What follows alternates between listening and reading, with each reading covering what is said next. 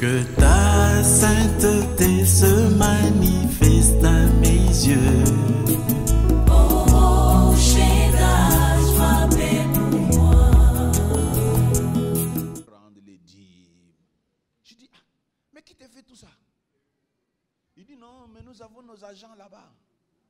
Il dit, bon, dès aujourd'hui, dites à tes agents de commencer à te faire. Hein? Quant à moi, tu ne me verras plus ici jusqu'à ce que Jésus revienne. Je suis sorti du bureau. Il dit, dites à tes agents de commencer à te faire rapport de tout ce qui va se passer à la Trinité. Moi, tu ne me verras plus. Parce que ça, ce n'est pas une bonne manière de gérer, n'est-ce pas? Je sais que vous avez des agents, vous envoyez les gens pour contrôler. Non, non, non. Faites confiance à la personne qui travaille avec vous. Voilà pourquoi l'information, pourquoi moi j'ai dit aux dirigeants de la banque de l'époque, je ne viens plus. Et je suis resté. Je suis des assemblées de Dieu. Personne ne peut me toucher. Gloire au Seigneur. Amen. Jean chapitre 21. Jean 21. Souvenez-vous que nous avons parlé des apparitions de Jésus. Jésus est apparu à ses disciples après la résurrection. Il a fait 40 jours sur la terre avant de monter au ciel. Et nous nous sommes dit, qu'est-ce qui a fait que Jésus puisse passer 40 jours sur la terre avant d'aller au ciel?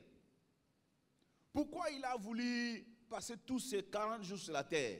Et nous avons répondu, nous avons dit que Jésus est resté pendant 40 jours sur la terre pour encourager ses disciples, pour les fortifier, pour leur donner la force, pour les encourager et leur confier la mission. Pourquoi Jésus est resté 40 jours sur la terre? C'était que pour que ses disciples ne se dispersent pas. Imagine que Jésus, après sa mort, tout de suite là, il est monté au ciel. Je ne pense pas que l'église allait encore exister. Parce que ses disciples étaient peureux. Ils avaient peur, se cachaient par-ci, par-là. Et voilà pourquoi Jésus a dit non, avant de rentrer, d'aller chez mon Père, je vais rester avec mes disciples pendant 40 jours pour les aider, pour les fortifier. Et il a fait ça. Amen. Et aujourd'hui, nous voulons parler sur l'apparition de Jésus à Pierre. Après cela, Jésus se montra encore aux disciples sur les bords de la mer de Tibériade. Et voici de quelle manière il se montra. Simon-Pierre, Thomas appelé Didyme, Nathanaël de Cana et Galilée, en Galilée, le fils de Zébédée et les deux autres disciples de Jésus étaient ensemble. Simon-Pierre leur dit, je vais pêcher. Il lui dit, nous allons aussi avec toi. Il sortit et montait dans une barque, et cette nuit-là, il ne prit rien. Le matin étant venu, Jésus se trouva sur les rivages, mais les disciples ne savaient pas que c'était Jésus. Jésus leur dit, enfants, n'avez-vous rien à manger? Ils lui répondirent, non. Il leur dit, jetez le filet du côté droit de la barque et vous trouverez. Et ils jetèrent donc, ils ne pouvaient plus les retirer à cause de la grande quantité de poissons. Alors le disciple que Jésus aimait dit à Pierre, c'est le Seigneur. Et Simon-Pierre, dès qu'il y a entendu c'était le Seigneur, mit son vêtement et sa ceinture, car il était nu, et se jeta dans la mer. Les autres disciples vinrent avec la barque, tirant le filet plein de poissons, car il n'était éloigné de terre que d'environ de 200 coudées. Lorsqu'il fut descendu à terre, il vit là des charbons allumés, du poisson dessus et du pain. Jésus leur dit, apportez du poisson que vous venez de prendre. Simon-Pierre monta dans la barque et tira à terre le filet plein de 153 grands poissons, et quoi qu'il y eût tant, le filet ne se rompit point. Jésus leur dit, venez manger, et aucun de ses disciples n'osait lui demander, qui es-tu? Sachant que c'était le Seigneur, Jésus s'approcha, prit les pains, et leur dit, et leur en donnant, et il fit de même du poisson. C'était déjà la troisième fois que Jésus se montra à ses disciples depuis qu'il était ressuscité. Amen. Seigneur, bénis ta parole dans nos cœurs et que c'est là pour nous faire du bien. Ô roi, sois glorifié au nom de Jésus, nous te prions. Amen. Ici, nous avons Jésus qui apparaît à ses disciples, c'était à 7. Après la résurrection, les disciples sont restés. Pierre a pris l'initiative, il dit, bon, en tout cas, allons pêcher. Ils retournent à leur pêche, d'où Jésus les a tirés. Pourquoi Pierre est allé? Et c'était besoin de nourriture, et c'était besoin de répondre aux besoins de la famille. Qu'est-ce qu'elle a poussé? Et c'est parce qu'ils ne savaient pas quoi faire. Et les autres ont dit, bon, nous aussi nous allons avec toi. Ils sont partis et ils ont commencé à pêcher toute la nuit, ils n'ont rien pris. Mais pendant qu'ils travaillaient la nuit là, Jésus était de l'autre côté de la mer. Il les regardait, comment ils travaillaient.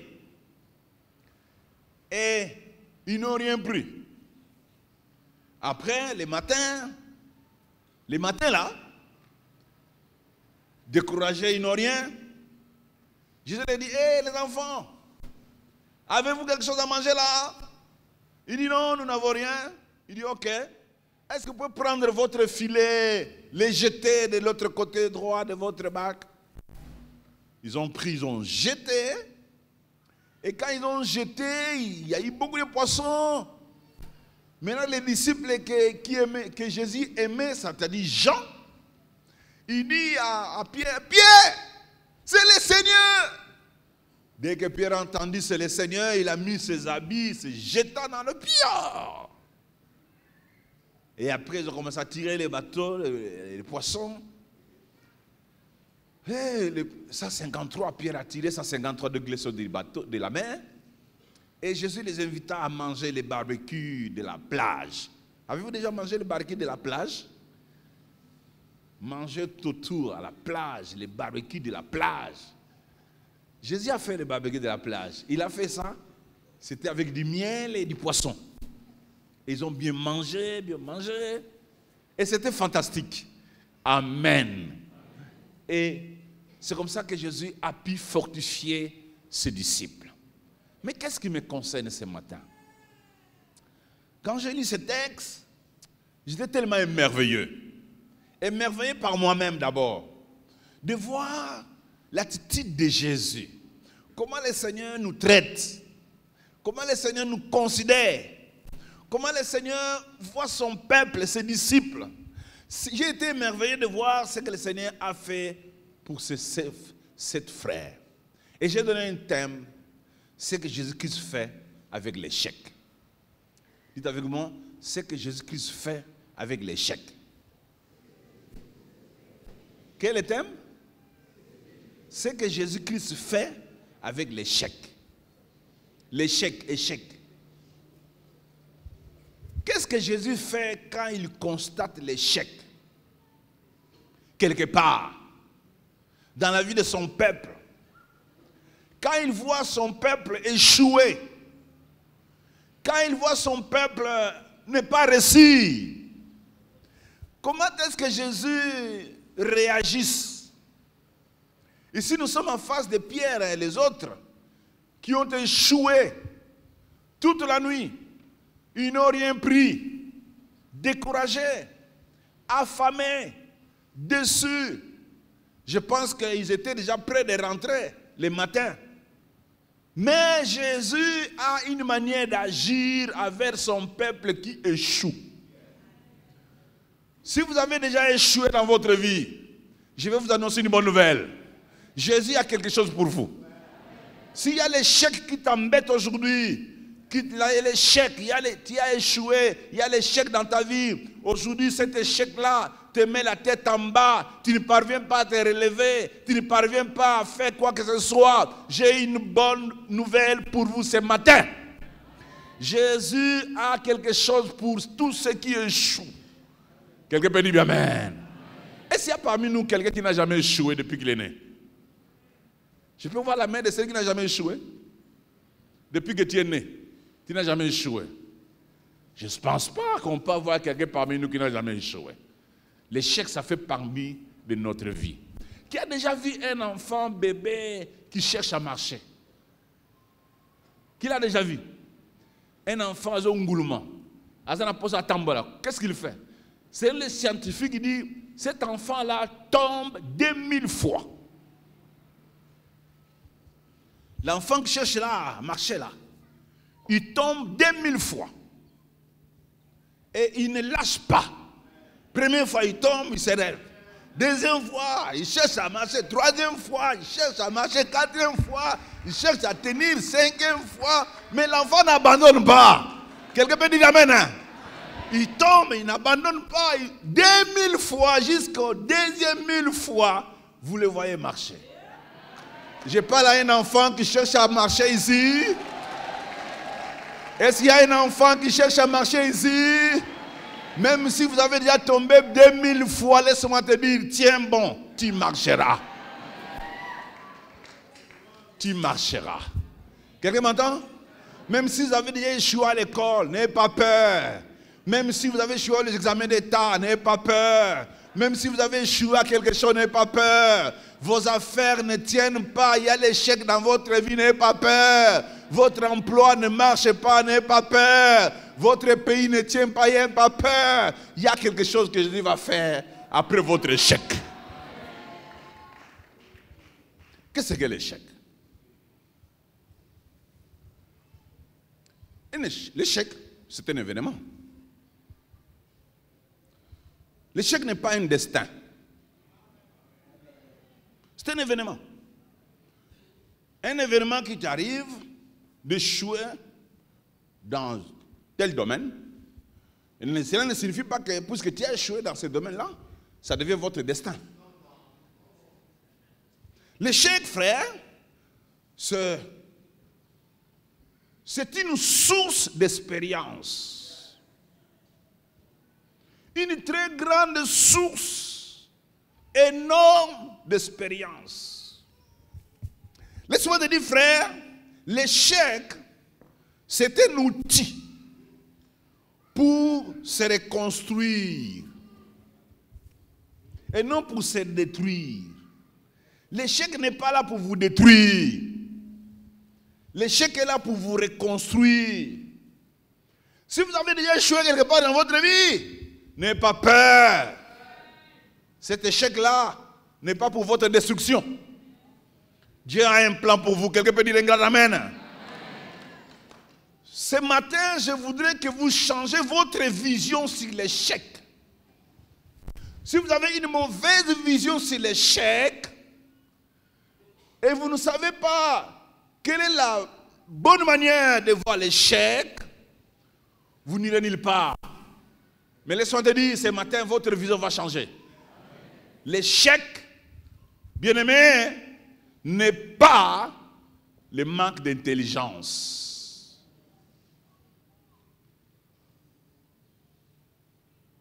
L'échec n'est pas le manque d'intelligence.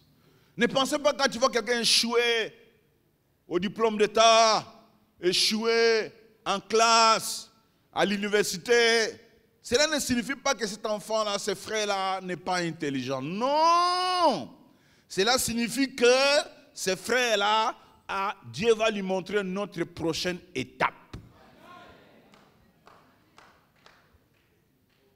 Cela prouve que ce frère-là a quelques leçons à apprendre.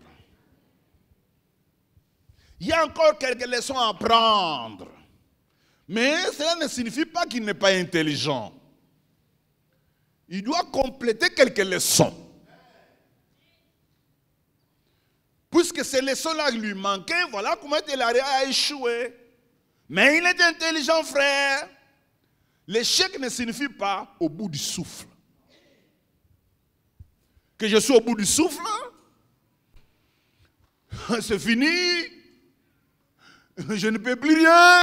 Non, ce n'est pas ça l'échec, frère. L'échec ne signifie pas que Dieu vous a abandonné.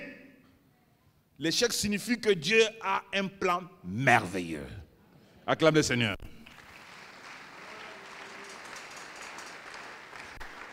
Je vais dire à quelqu'un, l'échec n'est pas la fin de votre existence. Bien que vous avez échoué à quelque chose, laisse-moi te dire encore, vous pouvez vous relever comme cet enfant-là qui cherche à marcher. Même si vous tombez pendant 2000 fois, soyez-en sûrs, vous marcherez. Quelqu'un m'entend pour dire Amen? Hein? Amen.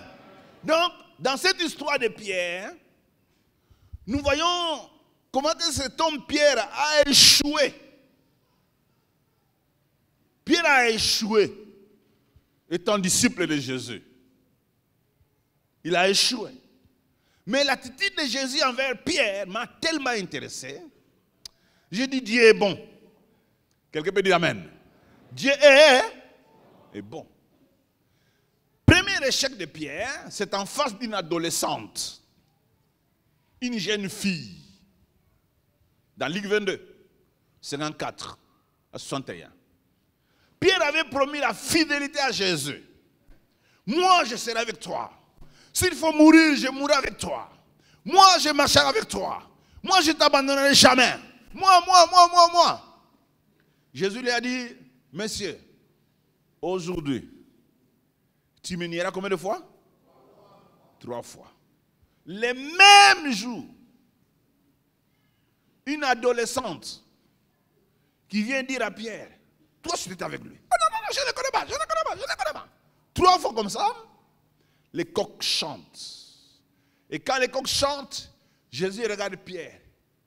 Pierre humilié, il met la tête en bas, il s'éclipse, allez pleurer. Jésus meurt. 3 jours après, Jésus ressuscite.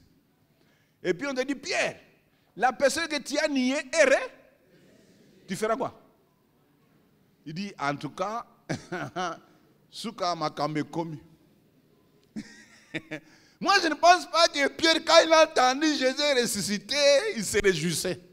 Il dit, ah! Moi, je pensais qu'il va aller pour toujours. Il est ressuscité. C'est à peine que je viens de le nier. Qu'est-ce qui va arriver avec moi, Pierre? Est-ce que je suis traître? Est-ce que j'ai trahi? Oh, moi, Pierre, quelle serait ma finalité? Est-ce qu'il m'accepterait encore? Est-ce qu'il va m'appeler? Est-ce qu'il sera avec moi? Bien-aimé, Dieu merveilleux. Quelqu'un peut dire Amen. Amen. Dans 1 Corinthiens chapitre 15, verset 5, la Bible dit ceci. Jésus, la première personne qu'il a apparu avant d'autres disciples, s'appelle Pierre. La Bible dit, et qu'il est apparu à ses faces, puis aux 12. Donc avant de rencontrer les 12, il a d'abord rencontré Pierre. Alléluia. Pierre qui était peureux, Pierre qui ne savait pas quoi faire, Pierre qui ne voyait plus l'avenir, Pierre qui ne savait plus ce qui va se passer. Non, Jésus n'agit pas comme nous les humains. Non, frère. Il dit, je dois aider ces garçons-là. Je dois aider ces disciples-là. Si je l'abandonne, je ne vais pas l'aider, je dois l'aider. Il a apparu premièrement. Qu'est-ce qu'ils se sont dit? Je ne sais pas.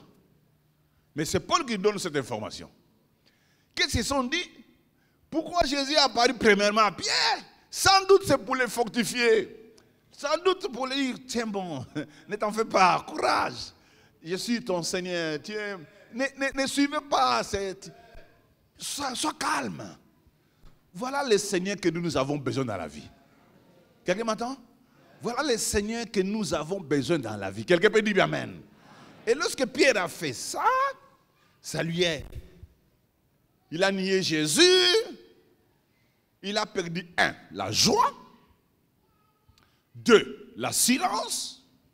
3, l'audace. Vous savez, frère, là où il y a l'échec, la joie part. Là où il y a l'échec, la silence disparaît. Là où il y a l'échec, l'audace, le courage, le risque, le goût du risque disparaît. Il y a beaucoup de frères parmi nous ici qui ont échoué. Vous avez échoué quelque part. Je m'adresse à vous. Vous avez échoué dans certains domaines de votre vie. Et jusqu'à aujourd'hui, tu n'es plus audacieux. Tu n'oses plus commencer autre chose. Il y a un homme qui t'a déçu, un homme qui t'a laissé, un homme qui t'a abandonné. Tu ne parviens plus à te réengager avec un homme que Dieu t'enverra. Dessus. Ngami bali. Tika.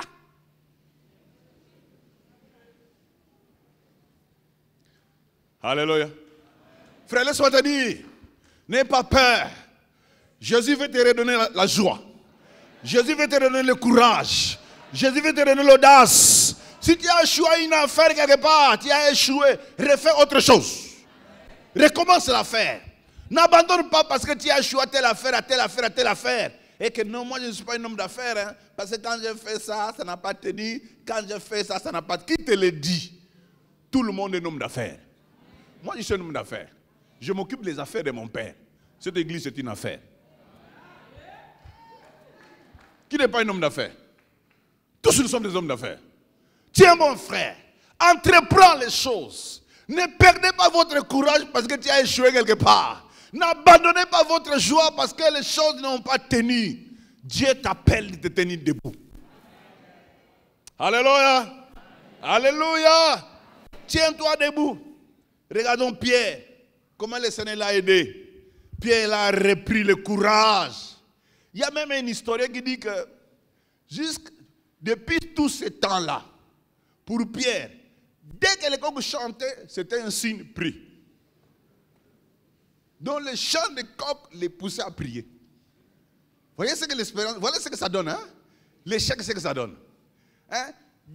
Pour Pierre, dès que les coqs chantaient, c'est le moment de prière. Donc lui priait à tout moment que les coqs chantaient.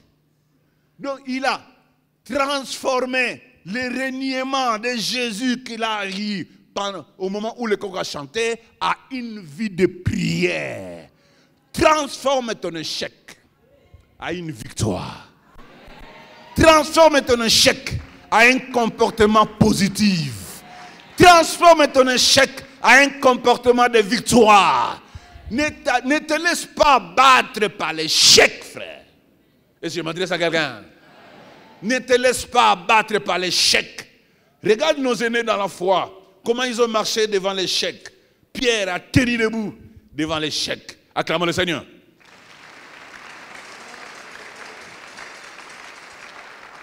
Laissez-moi vous dire que le Seigneur Jésus n'humilie pas ses disciples.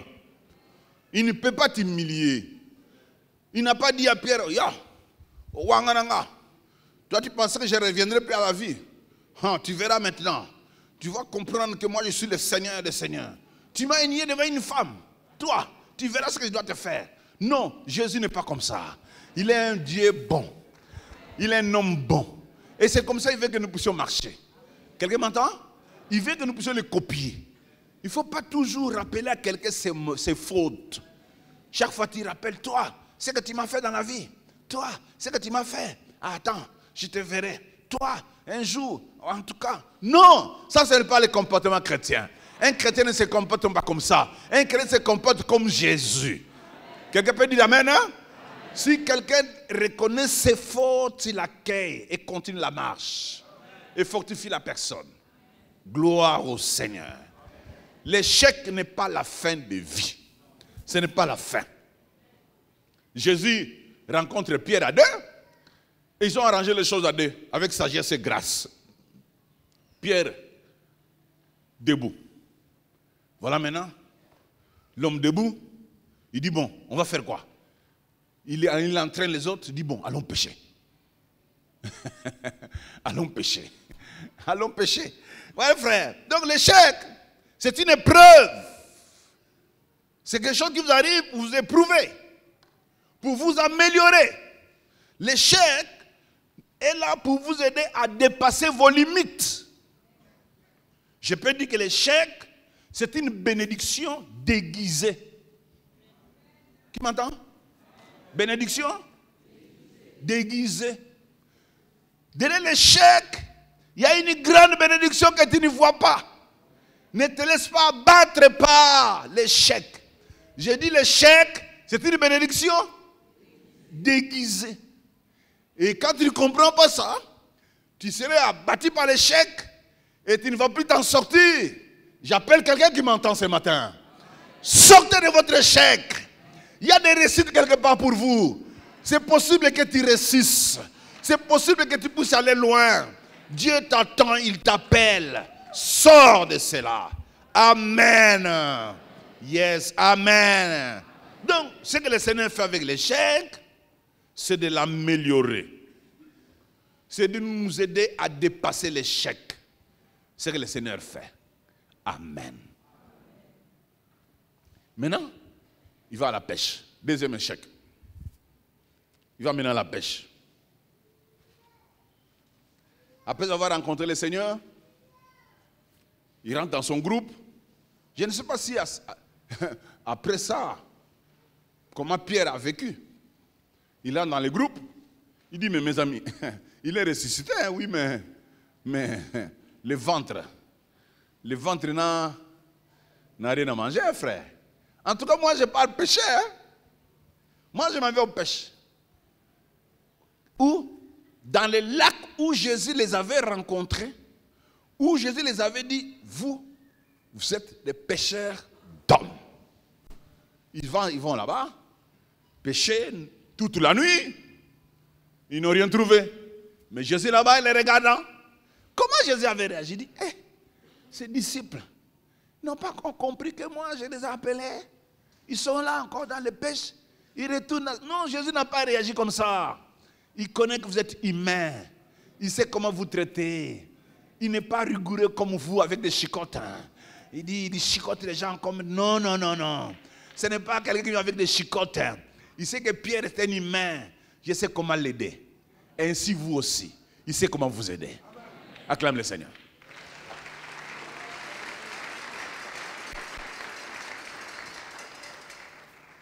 Pierre et les autres disciples, ils rentrent à la pêche. Pourquoi ils rentrent? Ils n'avaient pas la certitude. Ils n'étaient plus sûrs de leur lendemain. Comment ils vont finir? Que serait leur futur? Que serait leur lendemain? Comment est-ce qu'ils vont tenir? Il dit, bon, il nous a appelés là pour, bon, mais il est ressuscité, mais, après tout, mais, on ne sait plus qu'est-ce qu'il va dire, hein? Mon cher, en attendant, allons à la pêche. Est-ce qu'ils ont pêché? Je ne pense pas. Est-ce qu'ils ont voulu chercher à répondre à leurs besoins de famille? Peut-être. Je ne connais pas tout. Est-ce que Pierre a fait ça pour entraîner les autres de fuir Jésus? Je ne crois pas. Mais la pêche témoigne de l'incertitude. Ils n'étaient pas sûrs. Témoigne de l'incertitude. Et pour te dire, frère, dans la vie, ne posez pas des actes qui ne sont pas contrôlés par le Seigneur. Que ton échec ne te conduise pas à poser des actes qui vont encore foncer dans l'échec. Dans la vie, n'indirsissez pas votre cœur dans l'erreur. Si vous avez déjà commis l'erreur quelque part, vous avez déjà échoué à quelque chose, n'endurcissez pas votre cœur dans l'erreur. Apprenez de vos échecs. J'ai pris que l'échec t'apprenne. Bill Gates a dit ceci, le succès est un mauvais professeur. Le succès est un mauvais professeur. Qui a déjà vu le succès l'enseigner? Le succès n'enseigne pas. Qui est le bon professeur? C'est l'échec. L'échec est un bon professeur. Quelqu'un m'entend pour dire amen? Apprenez de vos échecs. Utilisez les échecs comme un professeur. Ne tombez pas dans les échecs des parents. Non. Que l'histoire t'enseigne. Que ce que les autres ont appris puisse t'apprendre quelque chose. Ne répétez pas, je prie. Que Dieu nous bénisse. Amen. Gloire au Seigneur. Donc, laisse-moi te dire, frère, après avoir péché, ils n'ont rien eu. La fin, c'est quoi? La fatigue. Les gens qui échouent sont toujours fatigués. La faim, le désespoir, rien, dessus. déçu, toujours fatigué, toujours affamé. Pourquoi? C'est l'échec. Pierre et les autres sont allés faire ça, ils n'ont rien eu. Pourquoi Jésus? Je me suis posé la question, mais Jésus, tu étais là, de l'autre côté de la mer. Pourquoi tu ne les as pas instruits pendant la nuit? Tu allais dire, mais oh non, ne jetez pas les filets là-bas. Non, Jésus devait les laisser échouer. Parce que l'échec est le préalable de la réussite. Celui qui n'a jamais échoué ne réussira en rien. Quelqu'un peut dire amen. Il faut d'abord échouer pour avoir des leçons pour réussir. C'est très nécessaire d'échouer. Amen. Quelqu'un là? Je m'adresse à quelqu'un? Je vous dis frère, échouer ce n'est pas tout mauvais. Parce que l'échec qui vous humilie peut vous relever beaucoup de choses. Peut vous réveiller. L'échec qui t'a humilié peut te réveiller. C'est l'échec qui réveille. Acclame le Seigneur. L'échec réveille. Ne pensez pas que parce que vous avez échoué quelque part, que vous n'êtes rien. Non. Laissez-moi vous dire, Dieu vous attend. Réveillez-toi. Ne soyez pas battus par l'échec. Nous pouvons dire que nous devons respecter ceux qui ont échoué un jour dans leur vie. Moi, je veux respecter ceux qui ont échoué un jour et qui se sont réveillés. Je veux respecter ceux qui ont échoué un jour et puis on dit, je peux réussir. Je vais respecter ceux qui sont devenus héros après avoir échoué. Amen. Il y a des gens qui sont devenus héros après avoir échoué. Vrai ou faux? Après avoir échoué, il devient héros. De telles personnes doivent être respectées. Est-ce qu'il y en a parmi nous? Acclamons notre Dieu pour cela. Ouais, voilà frère. Que personne ne vous trompe. Non, Dieu veut que vous puissiez aller loin, frère. Bien que vous avez échoué. Oui, frère, l'échec, c'est une expérience qui fait grandir. Dites après moi, l'échec, c'est une expérience qui fait grandir. Une expérience? Amen. Amen. L'échec, c'est une expérience qui fait grandir. Donc, l'échec, frère, c'est la fondation de la réussite. L'échec est la fondation de la réussite. Frère, l'échec fait grandir les entrepreneurs. Si vous êtes un entrepreneur et vous avez osé de faire une action quelque part et que cela n'a pas tenu, si vous avez échoué, je vous dis, ce sont l'histoire de plusieurs entrepreneurs que j'ai lu. Ils vous disent qu'ils ont essayé plusieurs fois la même chose.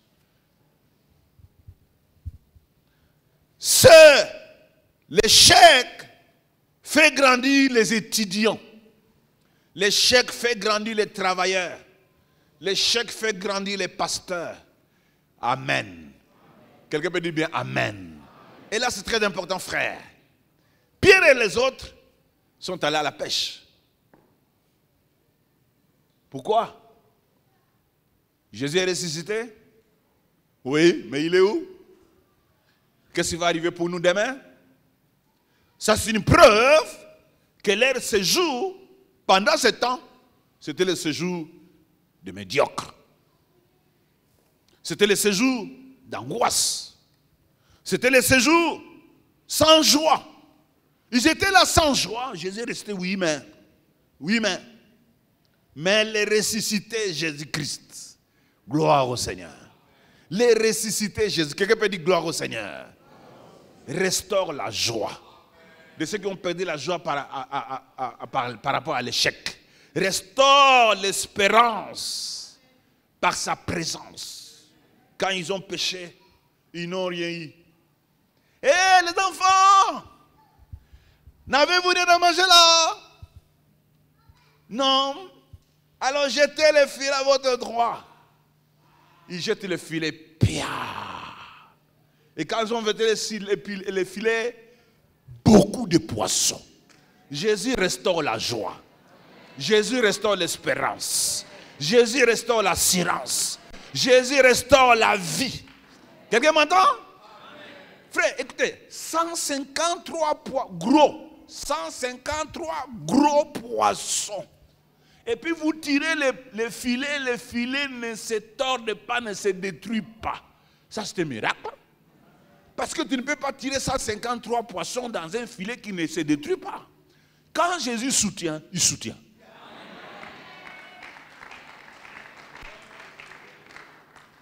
S'il veut te redonner la joie, il te donnera vraiment la joie. Quelqu'un peut dire amen, hein? S'il veut vraiment te restaurer, il te restaurera vrai. Et ce que tu vas gagner après la restauration tiendra. 153 poissons. Jésus veut restaurer son peuple.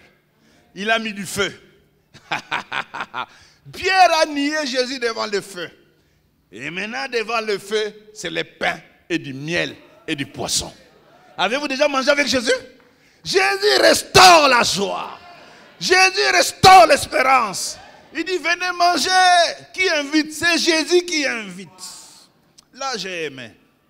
Alléluia. Alléluia. Alléluia. Les gens qui ont été des gens qui ont vécu des échecs. Vous avez besoin de manger avec Jésus. Après avoir mangé avec lui, tu serais restauré. Mange avec Jésus. Jésus t'invite à la réussite. Il dit viens, venez manger du poivre, venez manger les barbecues à la plage.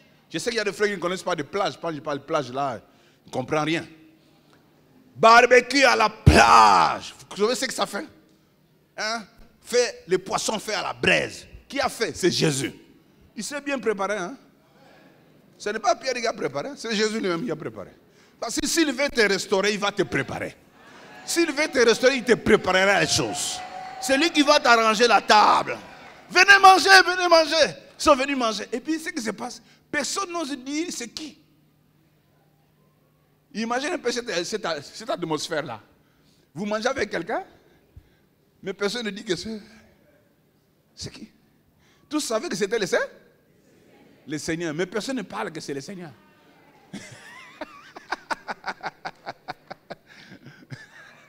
Personne ne parle que nous mangeons avec le Seigneur, mais tous savaient au fond de là. Ils savaient que je mange avec qui? Mais personne ne parle, c'est le Seigneur. Ils mangent seulement. Je ne sais pas comment c'était l'atmosphère. Hein? C'était tranquille. Est-ce qu'ils se parlaient? Et ils se disaient, c'est bon, ce qui a bien préparé, non? Est-ce qu'il y avait des compliments pendant qu'on mangeait? Je ne sais même pas. Mais tout le monde savait qu'on mange avec le Seigneur. Quelqu'un peut dire amen. Quand je mange avec Jésus, on a la paix dans le cœur. On le sent dans le cœur. Que dans mes échecs, Jésus m'a fait sortir. Que dans mes chaos, Jésus m'a fait sortir. Frère, je vous répète, l'échec peut être pour vous une bénédiction déguisée.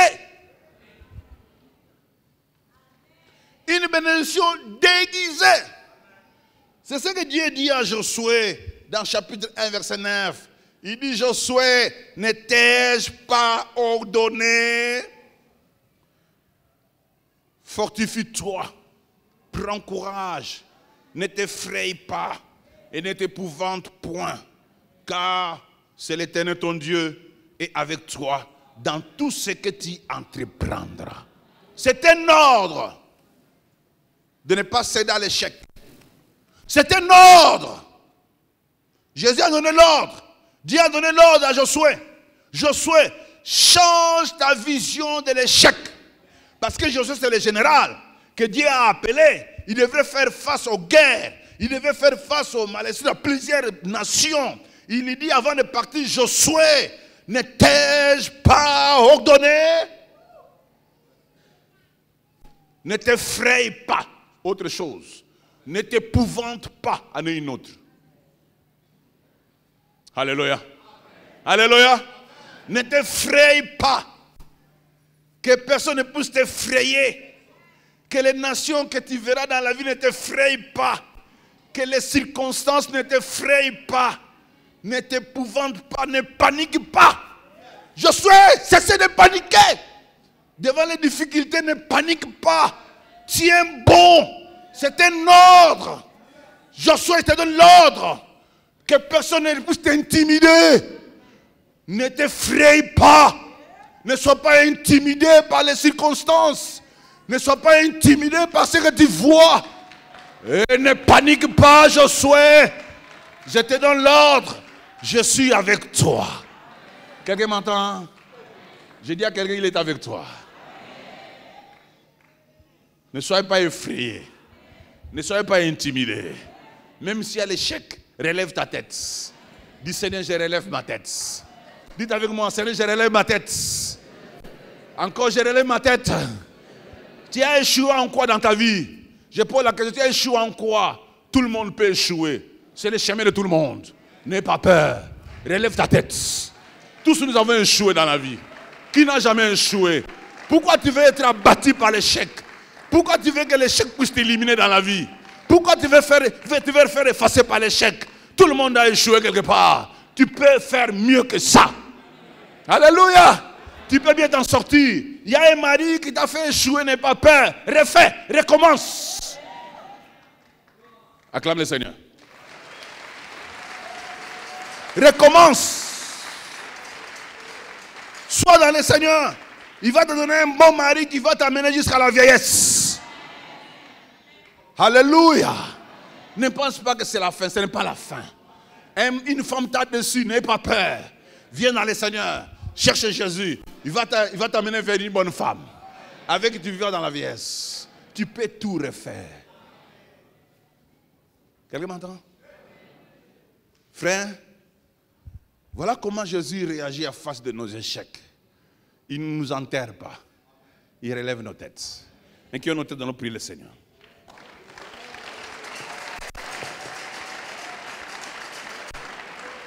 Gloire à Jésus. Restez debout et levez les mains. L'échec ne peut pas t'enterrer, frère. Pierre a échoué plusieurs fois. Il a tenu. Et le Seigneur l'a relevé. Et c'est lui l'apôtre. C'est lui l'apôtre des nations. C'est lui l'apôtre qui avait de la porte à l'église. C'est Pierre. Gloire à toi, Jésus. Toute l'église debout, s'il vous plaît, nous sommes. Élevons nos deux mains. Alléluia. Alléluia. Alléluia. Jésus. Élève les deux mains. Élevons tous nos mains. Bénis le Seigneur pour ses paroles. Seigneur, merci de m'avoir parlé. Seigneur, merci de m'avoir parlé. Merci de m'avoir parlé. Merci pour ta vie. Merci Jésus. Alléluia. Prie. Bénis Jésus. Oui, tu as échoué. Ça va. Mais ce n'est pas la fin.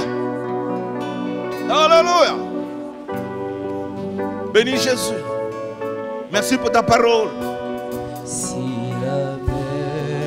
Merci pour ta parole. Prie le Seigneur. Parle à Jésus. Dis Jésus, oui, je reconnais que j'ai échoué. Je reconnais qu'il y a l'échec dans ma vie. Je reconnais que j'ai échoué en ça et en ça. Je reconnais qu'il y a l'échec dans ma vie, Seigneur. Je reconnais que dans tel domaine j'ai échoué. Dans telle affaire j'ai échoué.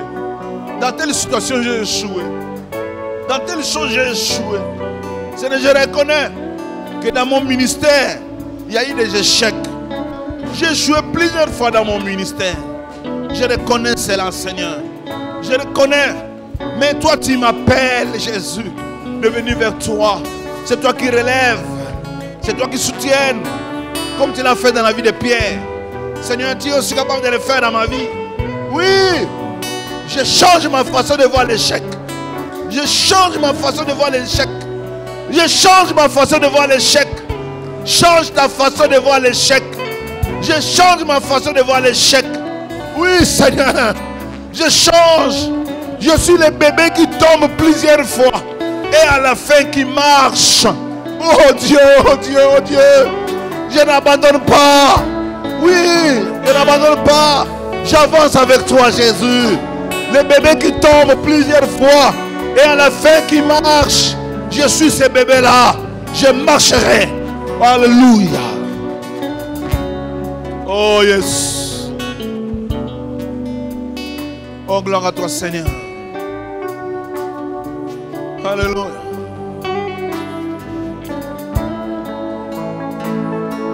Oh merci Seigneur.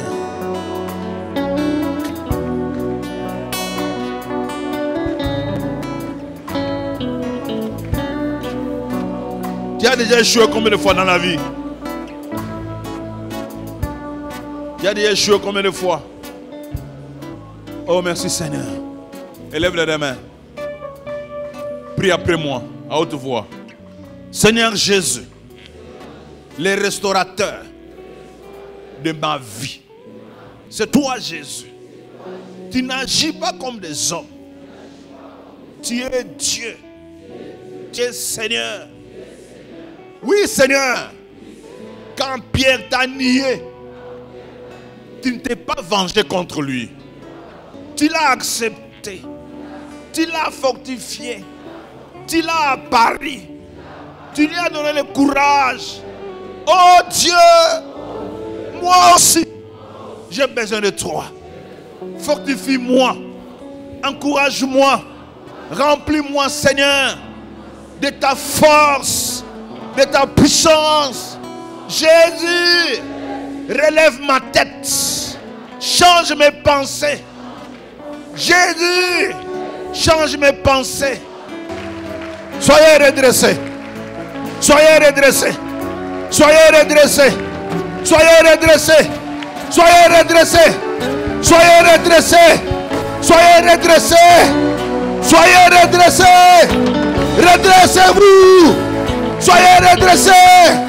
Relève la tête. Il y a quelque chose de nouveau pour vous.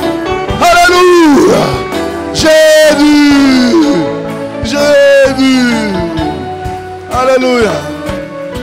Jésus. Redresse ta tête.